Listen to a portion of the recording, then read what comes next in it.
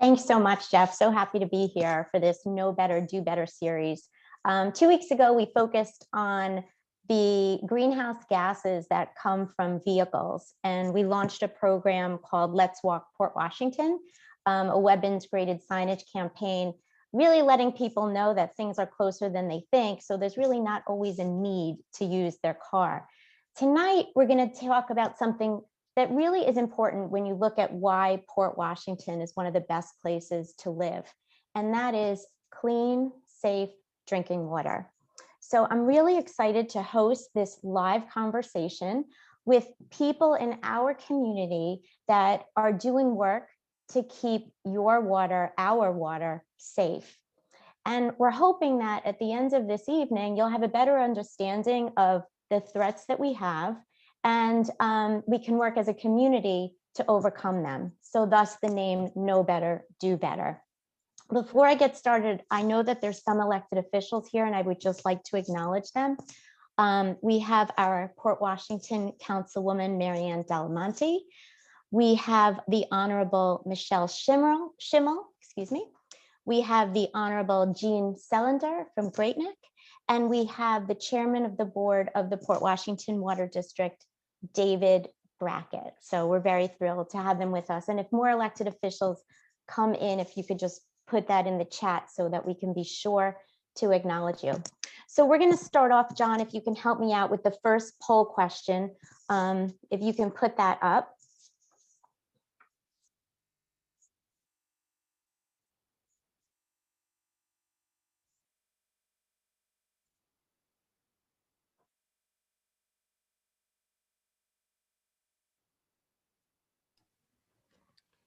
Hey, or Jeff, maybe, should we skip the first poll question? It's fine. Should I skip it, Jeff? Yeah, Oh, here we go. Okay. Where does our drinking water come from? Just give us a quick answer, and it looks like people already started doing that.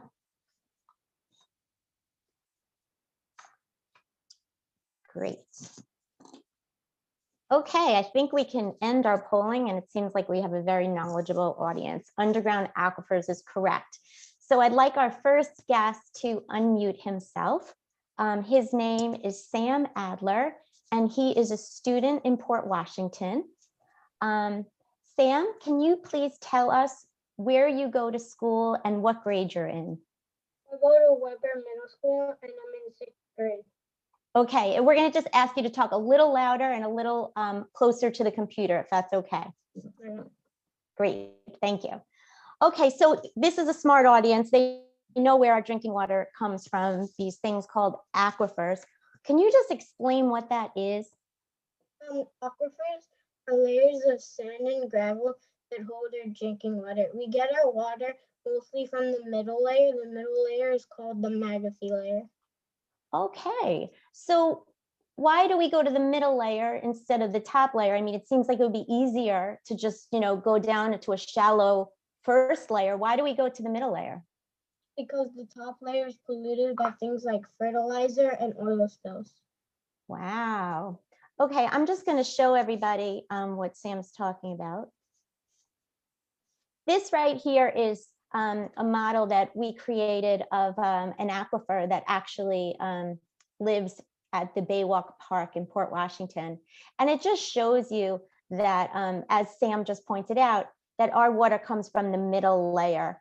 And we have to drill down and we have to pump it up, and then it goes in for treatment, and it gets into a storage tank, and then it gets to the businesses and the homes in Port Washington. So everyone was right. Our water comes from underground, from mostly the middle aquifer. So, Sam, I have to ask you, we're Port Washington, we're surrounded by water. Why can't we just, instead of going all the way down to the McAfee aquifer, why can't we just go to the bay? It's salt water, and we can't really drink salt water. I'm sorry, can you say that again a little louder? Because the bay is salt water, so we can't drink that water. Gotcha. So we're in a community where we have fresh water below us and we have salt water around us. How does that work? What does that mean for us? We have to be careful because every time we pump fresh water from under the ground, the salt water comes closer to the fresh water, and if it gets into our wells, we could be in trouble and we won't be able to use the wells anymore. Thank you, Sam. So this is just a picture of what Sam was just describing. So salt water is more dense than fresh water.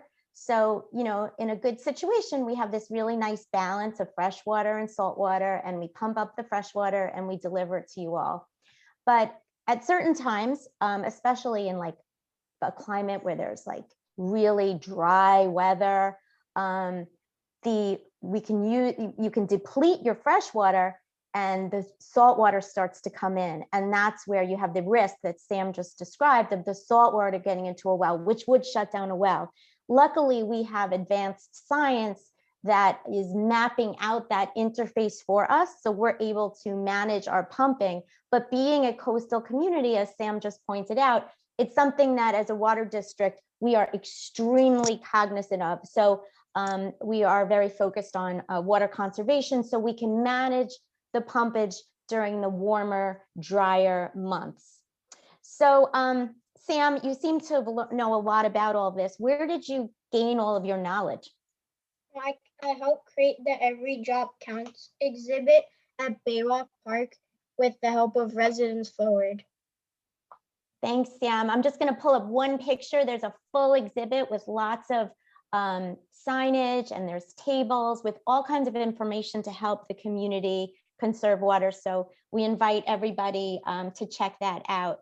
And as a final question, Sam, before we get to the rest of the panel, you know, since participating in this effort, have you changed anything in your life? So inside the house, I turn the water off while washing the dishes, and then outside the house, we don't use fertilizer on our grass. That's fantastic. Thank you for sharing all that you've learned with the Port Washington community.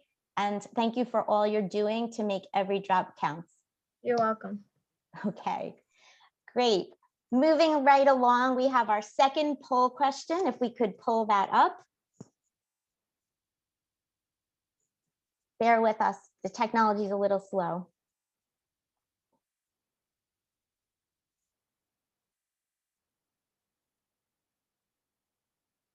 Here we go. Do you currently use, and I will fill in the word, automatic irrigation system for your lawn? Just trying to get a read from the people here, how many use automatic irrigation systems, because this will help the water district as they make their next presentation, which I'm going to introduce them in just a little bit. So it looks like 70%, which is a really large amount, use automatic irrigation systems when watering their lawns in the warmer months. So what I'm going to do right now, I'm going to introduce our next speakers, and I'm going to allow Mike Savarese to share his screen so we can get ready for their quick presentation. You know, we tried to make tonight, we're going to move through a lot of different areas, and no one's going to be presenting too long, but we hope you really leave with a full like knowledge and information to help kind of shape this coming summer season. So I'd like to just talk for a second about who's going to be presenting now. We have Tal Vacchio, the superintendent of the Port Washington Water District. We have Mike Savarese, who is the district engineer with D&B Engineering.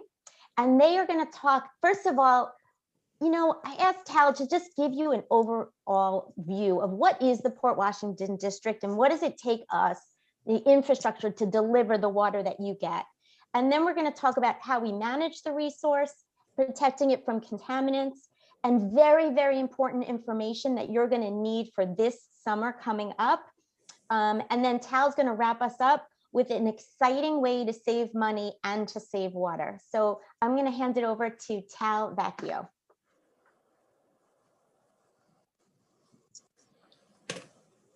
Tal, I think you're muted. Oh, yeah. there you go. Okay. First of all, I want to thank this talk about water.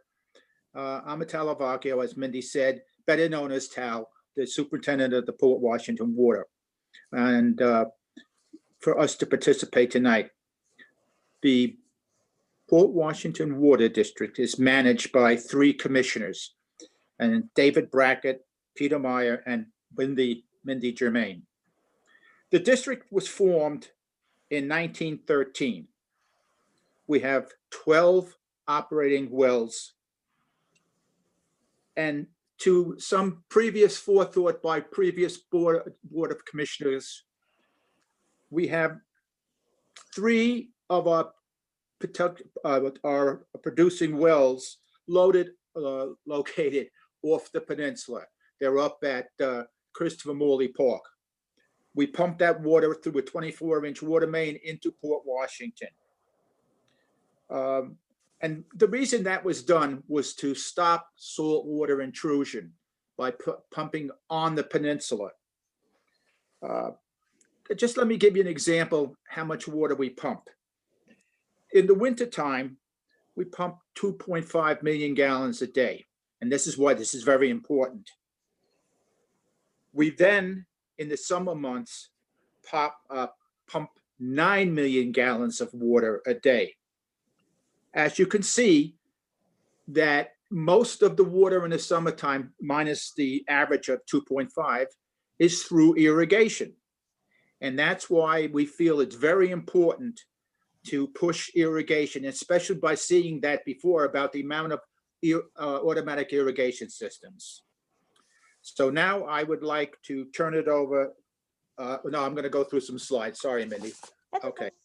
All right. So slide number 1, can we put that? Oh, okay. Why is conservation important? Well, I kind of talked to you about that already. And we have no alternate water sources, as the young man talked about before, because we drilled down to the McAfee, and that's the sole source aquifer now, and it remains sustainable for the future. Next one, please. Okay. 3 of the district's major wells, as I said before, could potentially be taken offline to construct treatment for emerging contaminants. Our engineering firm right now is in the process of designing these process to take the contaminants out. We're on a time schedule that we have to get this done in 2 years. And those 3 wells, as I said before, they produce 60% of our peak season water. To meet demand this summer, while stimulously taking impacted wells offline, our residents must reduce irrigation by 20%. And as you can see, the chart now, you can see how the production goes up in the about June to October. Those are the times that the automatic irrigation systems are up and running. Next slide, please.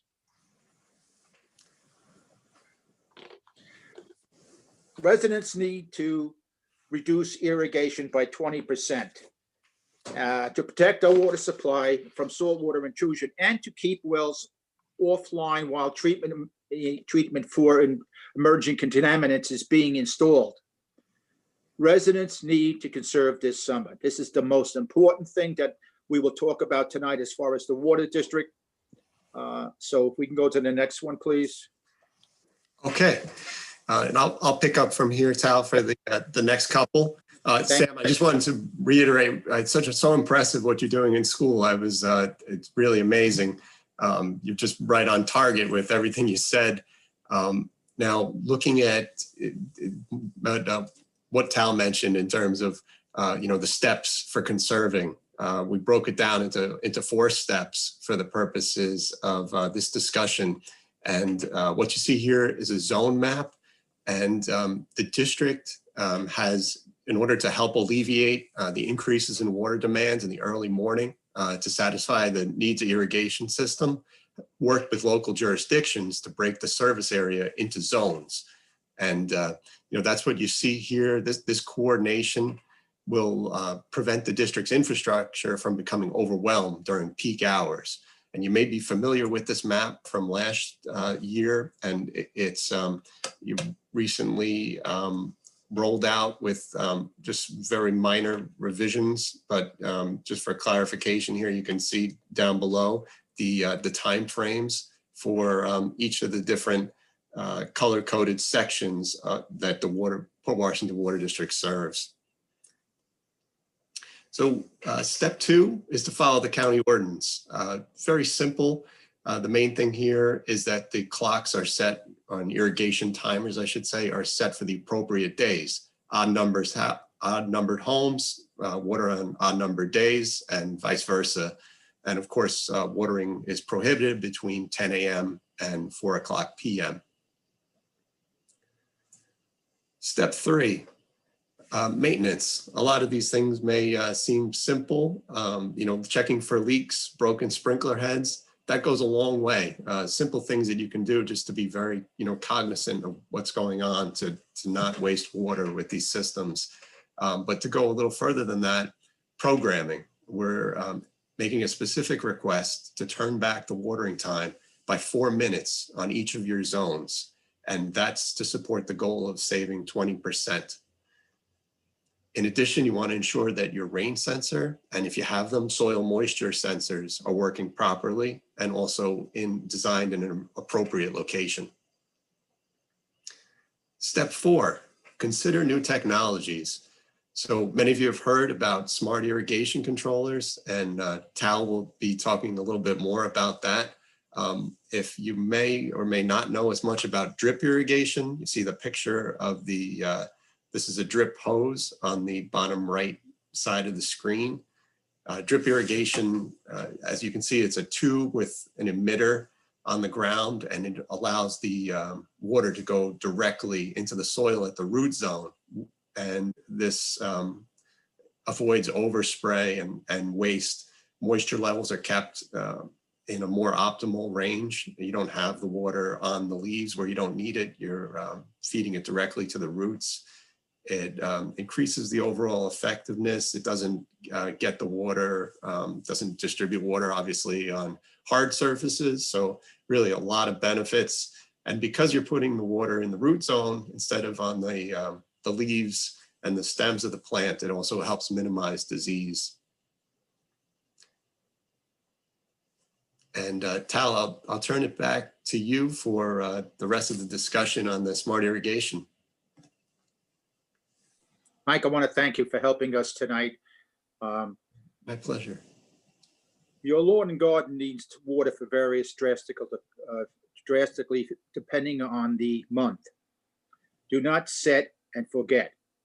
Set your irrigation timer in April for anticipated usage.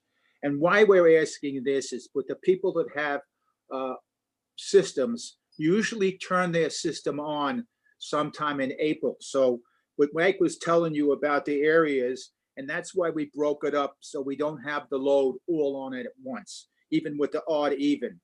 So we're asking you to, if you do, or if you do it yourself, if you have to check the clocks and make sure they're set for the right days and times. Next slide, please. I want to talk to you about smart irrigation. This has come about in the last few years and it's becoming very popular with all our other water districts. And we want to push this again or ask you to consider smart controllers and replace your standard irrigation system. These devices connect to local weather stations throughout your home Wi-Fi network to adjust watering schedules and amount based on the forecast. These devices also come with apps that allow you to control your irrigation system from your phone or tablet. Those who make the switch to smart controllers can expect to save between 20 and 30% of their summer water usage, which helps us a great deal. The Port Washington Water District has created an incentive to the use of smart controllers. We have a rebate program that the district just has started last year or the year before. That is $150 are available to residents who make the switch to this technology. Applications are processed in the order they're received. Rebates will be distributed on a first come, first served basis. What we're asking you to do, if you want to do that and want the rebate, is take a picture of your smart controller and send it to the district. And then we will process that by sending you back a claim voucher that you fill out, and we will then send you a check for $150. And it took about, I don't know, after we get it, it should take about 2 weeks, maybe 3 at the most, for the district to process this. And so you have a great amount of help saving us water.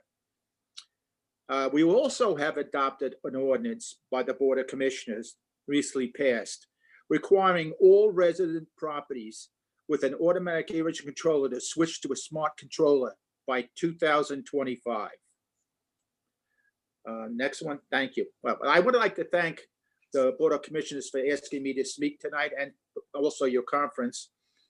I thank you for letting me talk about my most favorite subject over the years. Water is our most precious resource.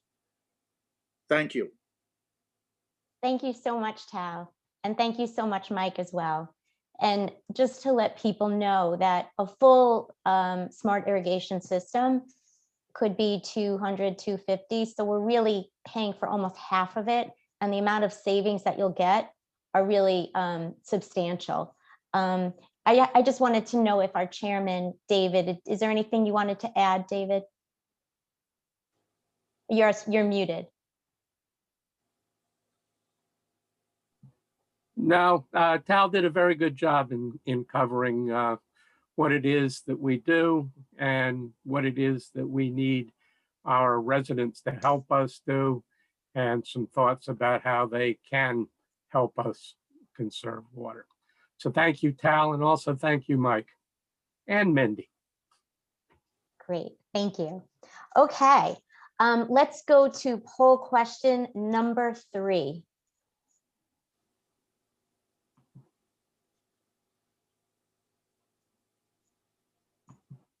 It's coming.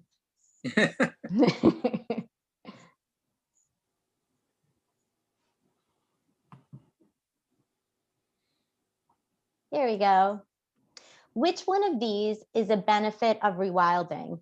Attracting pollinators, reducing maintenance, saving water, reducing need for chemicals, or all of the above? And I think we can safely say this is a very educated audience.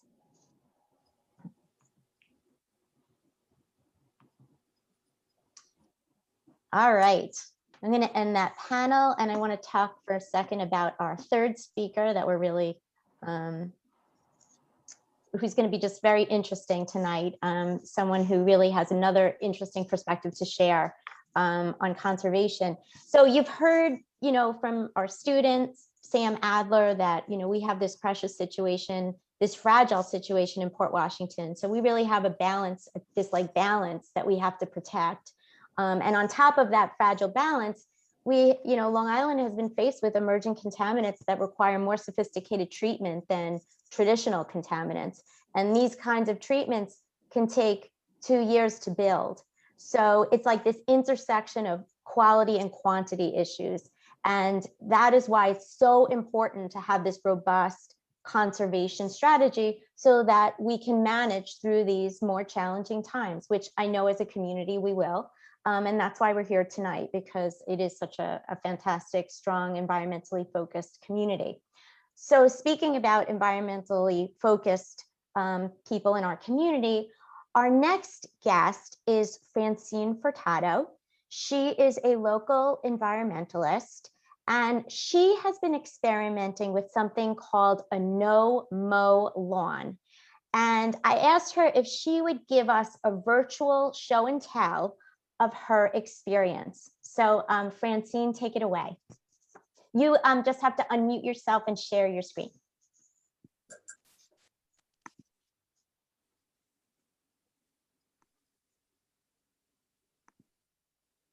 Right.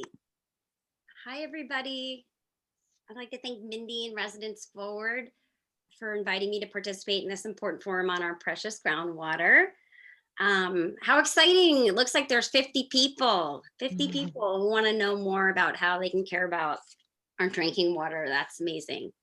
I'm honored and excited not only to be a panelist, but to speak about two of my favorite things. I truly mean it. Saving water and my no-mow lawn are right up there with my kids. All right, so my name is Francine Furtado, and here's a sneak peek at my beautiful no-mow lawn, which I believe you'll also grow to love.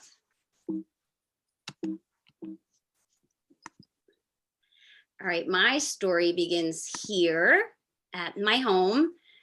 This is a picture I took when we moved in, and that was in spring of 2016.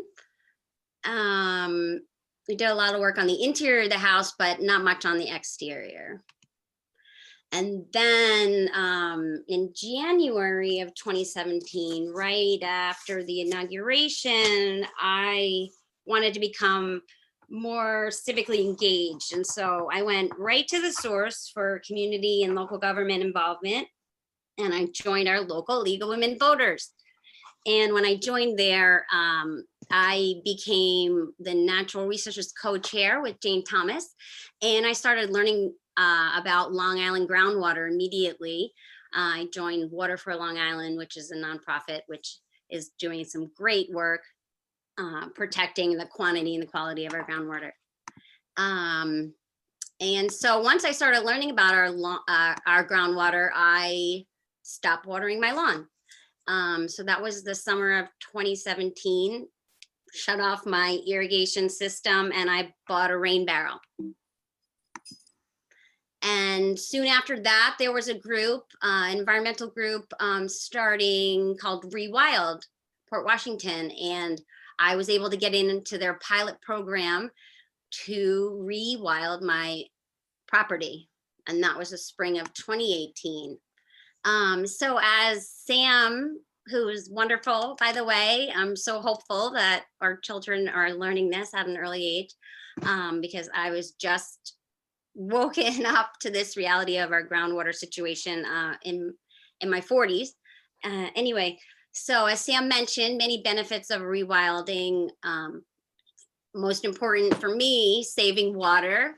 Also use of fewer chemicals, because you don't need to fertilize at all or use anything, because everything there is growing naturally as it should. And if you put chemicals on your ground, just a reminder, as Sam said, they go right into our groundwater because our groundwater comes from beneath our feet. It's a reduction in maintenance, and it's beautiful. Okay, so this is a different angle of the house, right, when we moved in. And so Rewild sent a consultant, his name was Rusty Schmidt, to my house. And he came to inspect my property to see what we could do, how we could start rewilding. So to my surprise, Rusty told me my property needed a lot of rewilding work. He said 95% of the greenery on my property was non-native. I really thought he was wrong, so I asked him to explain, and he started right up saying my lawn was not native. This gorgeous tree, cedar tree, definitely not native. This little area of shrubs, all the things in these in these boxes, every single thing was non-native. And I also even had something that was invasive, which I had to take out right away. And if you think that you're interested in having your property looked at, you can actually try to do it yourself with this app. It's called Picture This. It's free and it's really easy to use. It's a camera. You take a picture of whatever it is you're curious about, and it will tell you where it's from, what it is, if it's poisonous, anything you want to know about it. So that's a great start if you're curious about how to start rewilding. I would first start with removing any invasive species that you may have. All right. So spring of 2019, we did lots of planting. One easy way to start rewilding and saving water, which I told him was my main goal, was to just try to get rid of as much of my lawn as possible. So we planted a whole front row of shrubs. I planted 2 trees on my front lawn, and those will provide shade to keep my grass nice and cool so it won't require too much water. That's my son Palmer. And as you can see here, I tore everything out. My house is completely bare. So I had a lot of rewilding to do. But those shrubs that line the front of my property, they are fruit bearing. These are blueberries that I grew right away that the birds loved. And I immediately brought wildlife onto my property, which was wonderful. In the fall, I did another bunch of planting. This is my son Fletcher. And then I saw this. This is an advertisement for a no-mow lawn. And I called Rusty and I told him I had to have it. I just thought it was so beautiful and artsy. It was right up my alley, and it is not only no mow, but drought resistant. So it means you don't have to water it. It was perfect for what I was trying to do. So I bought the seed and read the directions. It said the best time to sow was in the fall to avoid the existing lawn grass, weeds, and other plants that would compete. So I tore up my lawn and then had to remove all of the bits. It was a good project. And there's my little guy Wells learning to ride a bike. And you can see the line of shrubs now on the front of my property. After we put the seed down, we put it's called tack down. It's like straw to keep the seed in place and protect it from the hot sun until it germinated. Over to the right's my husband with a rake. Woo! And after we planted the seed, it started to rain. And that's another thing that we are, it's an important part of rewilding, is to start paying attention to the weather and try to get most of whatever plantings you want to do right around the time when you're expecting rain. So you don't need any additional water. So yeah, it rained right after, which I considered a beautiful sign that I was doing the right thing. And my lawn started to grow. And here's a close up. And these little tines are so delicate and thin, and you can see why it requires much less water, right? Because there's less grass to cover. So here's another shot of my beautiful lawn. And this is my house on Monday. I took another picture. So I'm starting to put shrubs, and my grass looks beautiful there. And I'm excited for spring for things to start blooming. And there you go. There's my middle kid, Fletcher. We love our new grass. Thank you. I hope Thank you so much. a no-mow lawn for yourself, or just starting the process of rewilding. Thank you. Thank you so much, Francine. That was fantastic. And Thanks. the first time I saw this presentation, I was completely inspired. I know Michelle Schimmel's here, and I bet you this is coming her way. I could just feel it. Okay, so we still have one more speaker, but before that, we have a final poll question. Can we get that up?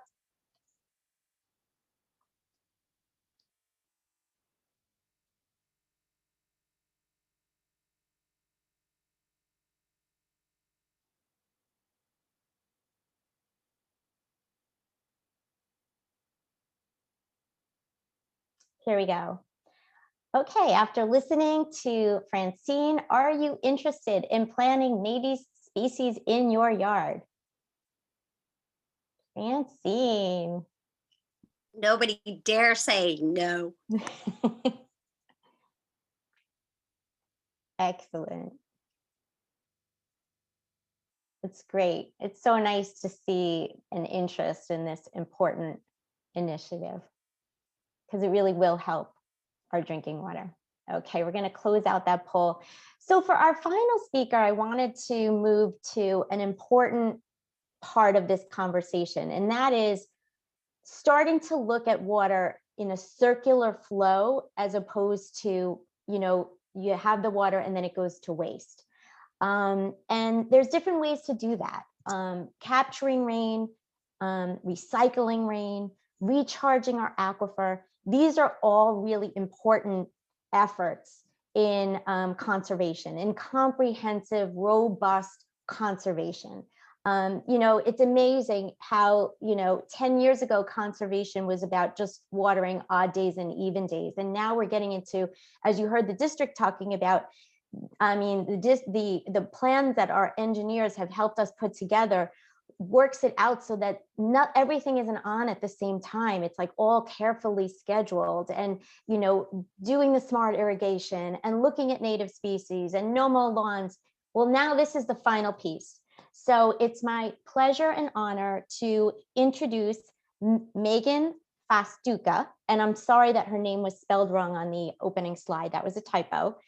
She is with the Town of North Hempstead Sustainability Department.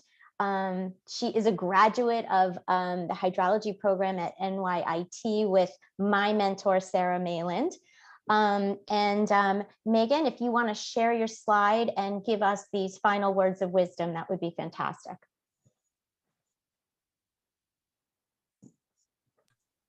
Hello, everyone. Thank you for joining us tonight. It's my pleasure to be here to talk about rainwater harvesting. It's something that I do at my own home as well, and I hope that I can get everyone else to be interested in as well to help conserve water.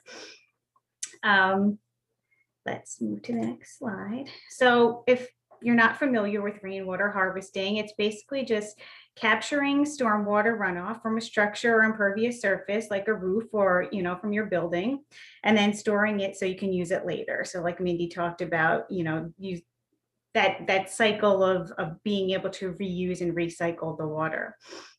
There are many types of rainwater harvesting systems. They can be large and complex, kind of like this picture that I'm showing in this slide, or they can be small and simple. In this picture, you have like a large cistern, and that is actually holding the water. There's also a filter and a treatment system. So like I said, this is a more complex system, but all rainwater harvesting has the same basic components, like a collection system, which would be the roof and the gutter, and a storage system like the cistern or a rain barrel, which probably is what you are familiar with. And that's mostly what we'll be talking about today, but I wanted to talk about the different uses for the harvested rainwater as well. So most of you are probably thinking you can use it for your landscape irrigation, and that definitely is a great use for your recycled water. You could also use it for wash applications like car washing or washing your patio. Some people have used it for, filling up ponds in your backyard or fountains, and it can even be used for things like toilet flushing. That would probably be more of the complex systems with the cistern and then pumping it back inside to use for things like that, or even potable water applications, but that would need some kind of additional treatment. So that's not something you would probably be doing in your backyard. The benefits of rainwater harvesting would be basically what we've been talking about all night, reducing the demand on the existing water supply, as we talked about, Sam talked about, and Tal talked about. Long Island gets all of its potable water from underground aquifers, and we often overpump these during the summer months for irrigation, which puts a strain on the aquifer. It pulls pollutants deeper into the aquifer, and we talked about saltwater intrusion. And then you have to go deeper and deeper into the aquifer to get clean water. And as you can see from the graphic, it shows that as much as 50% of water can be wasted during outdoor irrigation. And rainwater harvesting is one way we can help curb that water waste. Another benefit is decreasing stormwater pollution. So water that comes off of our roofs, off of the streets and lawns, and it picks up pollutants like pesticides, fertilizers, oil, and that goes into our storm drains and right into our local bays and estuaries, and also can seep into our underground aquifers as well. And many of our local water bodies are already plagued by nitrogen pollution, which comes from fertilizers, and then it'll cause algal blooms, it can cause dead zones and fish kills, which happens a lot each summer. Another benefit is allowing you to save money on potable water. So you're using that rainwater instead of using the tap water. And also, the rainwater is said to be good for plants. It's said to be better than tap water since it doesn't have chlorine, which can inhibit plants from taking in nutrients and reduce their growth.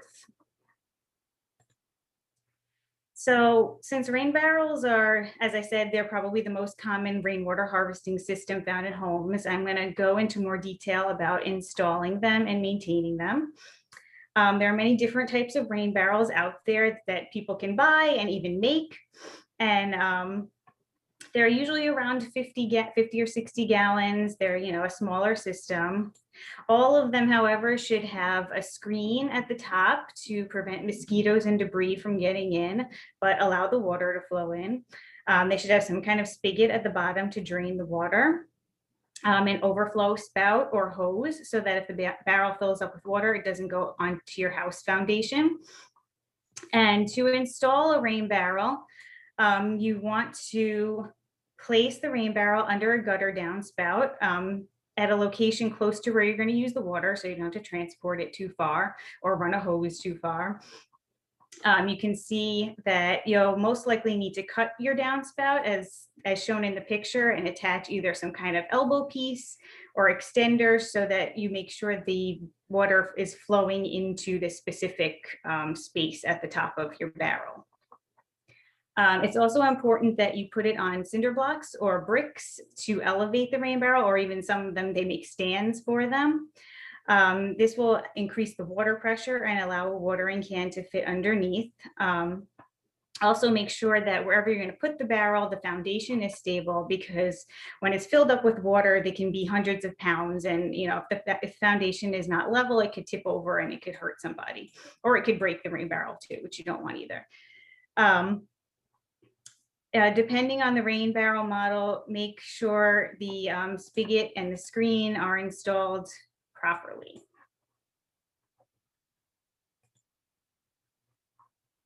So as I said, there are many different styles of rain barrels, and these pictures show a few different examples. I always like these ones where they have flowers in the top of them. I thought those are interesting. And many people also connect multiple barrels together. You could see in the picture on the lower left that there's a pipe through these barrels. So when one fills up, it goes into the next one and so on, so that you don't have to worry about it filling up so quickly, and you can store a lot of water for those droughty times in the summer. This is the rain barrel that the town of North Hempstead sells for $50 to town residents only. As you can see, I love this image because it spins, but it has a flat back, so that saves space. It can go right up against your house or a building. It comes with a screen and a brass spigot, and it has an overflow spout, which you can see right here in the front.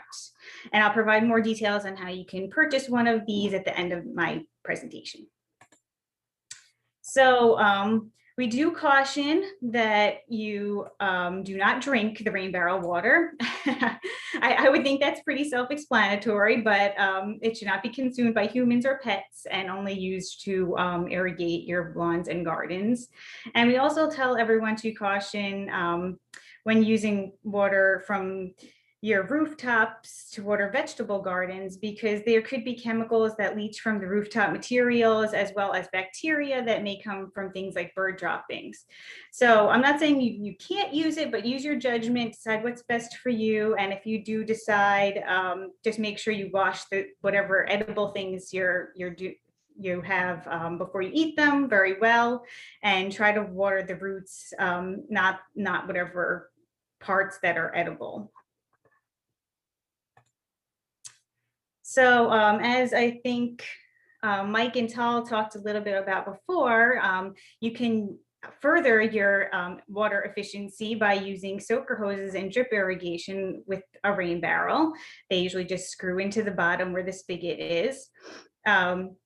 And soaker hoses, they're a little like drip irrigation, but they have a lot of, you can kind of see in the picture, they have like many holes in them. And with drip irrigation, it's kind of holes are at set intervals. So as they talked about before, these will help the water be directed right to the roots, so you're not spraying water in the air and it's not evaporating and being wasted. So rain barrel maintenance, it's not that difficult to maintain them, but there are a few things that you should always do. You should check them regularly just to make sure the system is functioning properly, and drain the rain barrel periodically, especially before a storm, so that it's not going to overflow. Make sure your screen is always tightly secured so that mosquitoes, rodents, other debris are not being kept out of the rain barrel, and patch holes in the screen if needed. Make sure the screen and the gutter overflow are free from debris, which will prevent water from being able to go through it. Mosquito prevention, the screen should prevent all mosquitoes, but you can also use something called mosquito dunks, which are biodegradable tablets. They contain a bacterial strain which releases toxins that kill mosquito larvae and will not harm humans, pets, or any other living thing. So that's something else you could put in there if you're really afraid of having mosquitoes. When you winterize, you should, especially with plastic rain barrels, you should put them away for the winter, empty them, just because they ice, if the water freezes, it could crack the plastic. So you should disconnect the elbow piece, reconnect a downspout extension to funnel water away from the foundation of the house, and then empty the barrel, store it either upside down outside or in a garage or basement. With cleaning, you could do this before you put it away each year. Just use vinegar, soap, and water and spray it out with a hose just in case there's any algae growing in there. Make sure to check for leaks. Again, that leaks cause water waste, and you just make sure that the hose and the spigot connections don't have any, and seal if needed. And then with a stable foundation, I said it before, just make sure that your foundation is stable. Make sure those, those bricks or cinder blocks you have out there are not, coming apart or falling over, so that the rain barrel is stable. So these are the dates of our rain barrel and composter sales this year. As I said, it's only for town residents. They're $50 each, both the rain barrel and composter, one each per household. And you must register for a specific pickup date, which are here. And then if you would like to do this, go to our website, northhempsteadny.gov/sustainability. And there's more details about how to register and about the models that we sell. And we also have free home sustainability workshops this spring. These are free to anyone interested. You don't have to be a town resident.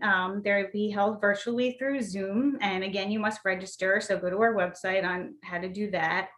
The Sustainable Yard Care Workshop will discuss things like more things about conserving water, using alternatives to pesticides, sustainable lawn care, composting. The rain gardens and native plant gardening classes are actually taught by Rusty Smith, which Francine mentioned before. And rain gardens are another great way to protect our water source. They reduce stormwater pollution and flooding, recharge and purify our drinking water, and provide food and habitat for wildlife. So you'll learn how to create those in that class. And as Francine talked about, if you would like more details about native plant gardening, you could take the native plant gardening workshop that we have and learn how to create those kinds of gardens in your own property. Thank you, everyone, for joining us tonight. And thanks so much to Residents Forward and the Port Washington Library for having me. This has really been a great presentation. Thank you so much, Megan. And I want to thank all of our panelists, Sam Adler, Tal Vecchio, Mike Severese, Francine Furtado, and Megan. Residents Forward put together this series, Know Better, Do Better, because we feel that we want the public to feel capable, motivated, and supported on their sustainability mission. And so, this week we're talking about water. The next series will be on recycling. We have some board members on this call I would like to acknowledge, because this whole series was really put together by the full board of directors at Residents. But on the call tonight, we have our chairman, Kurt Trinko. We have our co-presidents, Melissa Vesicchio and Dawn Saragnese. We have Maria Shapiro, who is a teacher at Weber Middle School and has recently joined our board on our environmental education committee. We have Bonnie Duran, who has been a real advocate for our drinking water for many, many, many years. We have Alex Trinkoff. We have Andrew Small, our treasurer. We have Lynn Capuano, who is in charge of our environmental education. And we have Cynthia Littman, who is in charge of our social media. So this whole series was really a team collaborative effort. And I just wanted to acknowledge those people before we turn it over. I think we still have a few minutes if there's any questions.